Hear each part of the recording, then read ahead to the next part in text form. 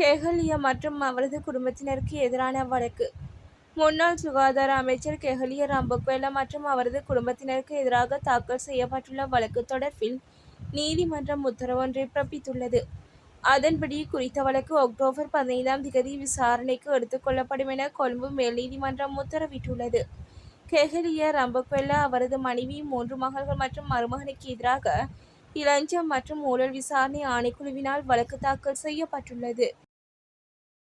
ரணிலின் உரிமைய திட்டத்தில் நிதி மோசடி. உரிமைய திட்டத்தின் கீழ் நிரந்தர பத்திரங்களை வழங்குவதாக வாக்குறுதியளித்து சுமார் 100 மில்லியன் ரூபாவை மோசடி செய்த குற்றச்சாட்டில் சந்தேகத்தின் பேரில் இருவர் கைது செய்யப்பட்டுள்ளனர்.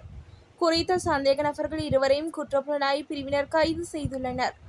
இதன்போது மோசடியில் ஈடுபட்டதாக சந்தேகிக்கப்படும் 43 வயது பெண்ணொருவர் கடந்த 26ஆம் திகதி கைது செய்யப்பட்டு நீதிமன்றத்தில் முன்னிலைப்படுத்தப்பட்ட பின்னர் விளக்கமறியலில் வைக்கப்பட்டுள்ளார். இலங்கை ரூபாவின் பெறுமதியில் ஏற்பட்டுள்ள மாற்றம். இன்றைய நாளுக்கான நாணய மாற்று விகிதங்களை இலங்கை மத்திய வங்கி வெளியிட்டுள்ளது. அதன்படி அமெரிக்க டாலர் ஒன்றின் கொள்முதல் பெறுமதி 298 ஆகவும் விற்பனை பெறுமதி 306 ஆகவும் பதிவாகியுள்ளது. ஷெல்லிங் பவுண்ட் ஒன்றின் கொள்முதல் பெறுமதி 400 ஆகவும் விற்பனை பெறுமதி 412 ஆகவும் பதிவாகியுள்ளது. எரிவாயு விலை குறித்து வெளியான தகவல்.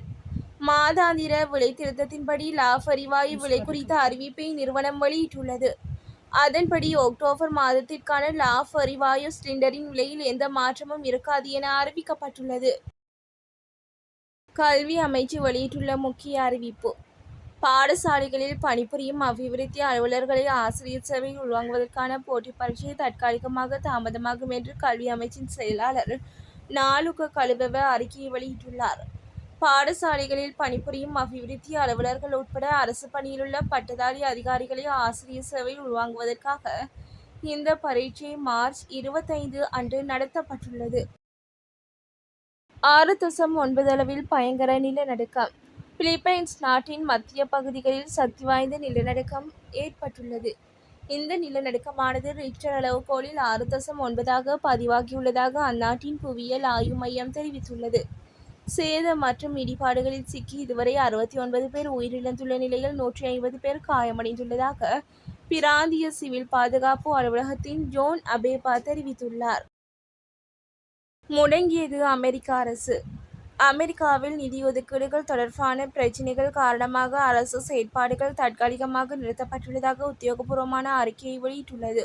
ஆளும் குடியரசுக் கட்சி தற்போதைய நிதி திட்டத்தை மேலும் 7 வாரங்களுக்கு நீடிக்க வேண்டும் என்று வலியுறுத்தியுள்ளது. இலங்கைக்கான வாகன இறக்குமதி குறித்து வெளியான தகவல். இலங்கையில் வாகன இறக்குமதி மீதான கட்டுப்பாடுகள் நீக்கப்பட்டதற்கு அமைய 2025ஆம் ஆண்டு ஜனவரி மாதம் முதல் ஆகஸ்ட் மாதம் வரையிலான 8 மாத காலப்பகுதியில் நாட்டிற்குள் வாகன இறக்குமதிக்காக செலவிடப்பட்ட தொகை குறித்து தகவல் வெளியாகியுள்ளது. அதன்படி குறித்த காலப்பகுதியில் வாகன இறக்குமதிக்காக 1,75,000 மில்லியன் அமெரிக்க டாலர்கள் செலவிடப்பட்டுள்ளதாக இலங்கை மத்திய வங்கி தெரிவித்தது. தாஜுதீன் படுகொலையில் உறுதியான முக்கிய சாட்சி.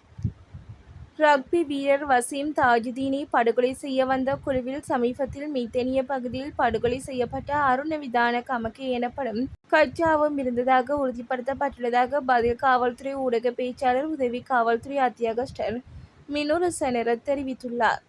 படுகொலை செய்யப்பட்ட கச்சாவின் மனைவி CCTV காணொலிகளை அடிப்படையாக கொண்டு அந்த குழுவில் இருப்பது தனது கணவர் என்பதை உறுதிப்படுத்தியுள்ளதாகவும் அவர் மேலும் சுட்டிக்காட்டினார்.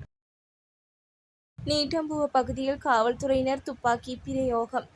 நீட்டம்புவ பிரதேசத்தில் கட்டளையை மீறி பயணித்த வேன் மீது காவல்துறையினர் துப்பாக்கிச்சூடு மேற்கொண்டுள்ளனர். குறித்த சம்பவத்தில் வேனில் பயணித்த 3 பேரை காவல்துறையினர் கைது செய்துள்ளனர்.